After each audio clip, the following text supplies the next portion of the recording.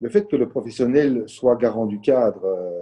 aussi dans l'entretien par téléphone, je pense, est un point tout à fait essentiel. À savoir que c'est vrai que parfois on pense que le téléphone et le média en lui-même comportent un cadre, et ce n'est pas tout à fait faux. Mais je pense que c'est quand même tout à fait essentiel que, a fortiori, dans le contexte actuel, le professionnel s'autorise à poser un cadre, même s'il ouvre la possibilité qu'il soit commenté, qu'il soit questionné par la personne qu'il rencontre, mais ça me paraît tout à fait important et probablement aussi un point de travail possible que de prendre ce temps, et un temps relativement important, mais au début de l'entretien, de prendre 3, 4, 5 minutes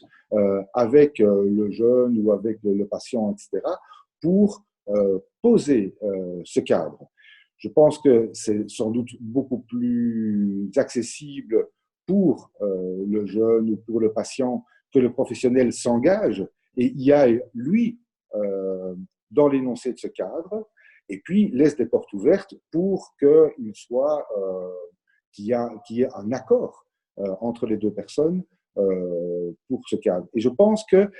prendre le temps d'élaborer ce cadre, de le co-construire, fait lien. Et ça va participer au lien qui va donner de la consistance ou de l'intérêt du lien dans, durant l'entretien. Et je pense que c'est vraiment important parce qu'il y a certains professionnels qui se disent, tiens, est-ce que par téléphone comme ça, a fortiori lorsque les gens sont à domicile, ou est-ce que lorsque les gens sont dans un autre lieu que le lieu habituel pour la rencontre, est-ce que j'ai le droit de poser un cadre? Je pense que c'est au-delà de la question du droit, c'est une nécessité. Et c'est vraiment une nécessité pour rendre l'entretien fécond est possible. Parce que sinon, le risque est qu'en l'absence de bord, le contenu de l'entretien se réduise, ou qu'une part du contenu de l'entretien se réduise à aller vérifier s'il y a des bords, à aller se cogner contre les bords, ce qui est une des fonctions des cadres. Mais si on se rappelle que la fonction première du cadre est de permettre et non pas d'empêcher, ça nous indique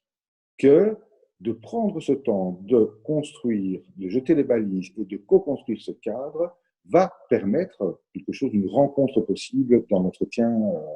a posteriori.